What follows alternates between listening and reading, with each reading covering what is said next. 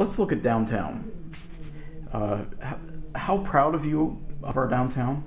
Oh, I think it's a great place. I mean, it's easy to get around. Obviously, if you've gone to larger cities, it's safe to walk everywhere. There are places to eat. There's entertainment value. I mean, there's a lot going on down here. I think you know what a tipping point is. Yes. Do you think we've reached that point yet for downtown and the revitalization efforts? Do you think a little bit more needs to be done to get us to that point?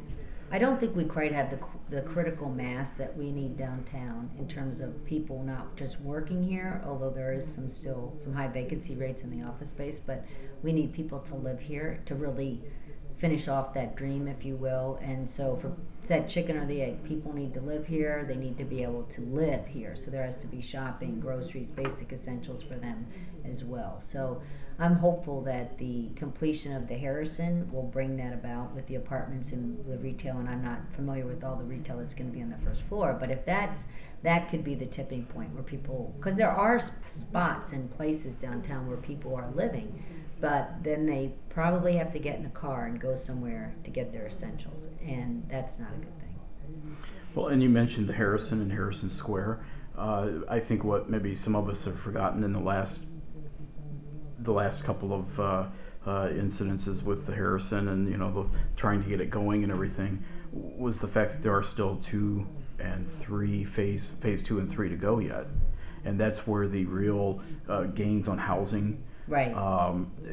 How important do you think it would be as mayor to keep, I don't want to say hold their feet to the fire, but to keep that momentum going into phases 2 and 3 with that project? Well, I definitely think, even some of the people on the redevelopment commission were opposed to us, for example, giving the $70,000 penalty fees back, at least before the shovel was even in the ground. They announced they were going to actually complete the project, and understand that financing was difficult for everyone across the country in the last couple of years, but once that project's a go, I think we should have at least kept on those penalty fees until it was completed.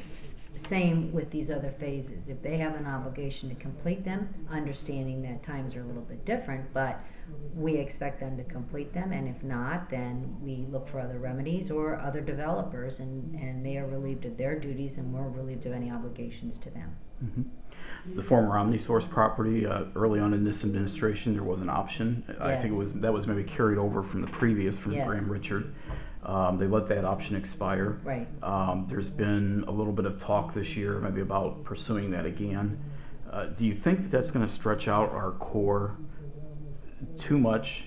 We're developing up north on that property. We're trying to keep our downtown going, if not getting better. Do you think that's stretching things a little too far? I'm not that versed in downtown planning, but I think we have to, first of all, if we developed it right now, I just drove down here and all of the materials for the Clinton Street Bridge are on that property. So if it were developed, we'd have a problem where all those big rail structures were going to go. But that being said, we were all excited about something happening there because it's a big vacant space and it's a gateway to downtown. But I think you have a good point there. Is that really the best place to go next? I think we saw that with Renaissance Point. The city put a lot of money, millions of dollars, in infrastructure improvements over there, and we put a product out, sort of forced that round peg into the square space and tried to get that going. And then after the fact, we realized those single-family homes in the $125,000, $150,000 price range were not appropriate, and that's not what the neighbors wanted. They wanted attached garages and smaller developments, et cetera, et cetera. So we got to make sure, just because we have an opportunity there, if we do, that we don't force a development project there. And I add a caveat, that development project that should come there should come from the private sector. Government should not be creating development projects like that. If we can assist them with the fuel tools we have, that's one thing. But that's an expensive property, and I think we need to make sure that if we were to buy that property, for example, that all the indemnifications we would need for future liabilities are taken care of, and also that we definitely have a development plan going forward. That would then be more like land banking. We're acquiring it and securing the property, knowing it's going to be used. But to just purchase it when we don't even know if something's going to happen there, that would tie up a lot of our dollars. Is land banking something that we need to look at in the downtown area? I actually think there's not a lot of land on virgin land, as they say, available, and there's a lot of office space empty. So I certainly wouldn't want us to put up another office park and compete with the private sector.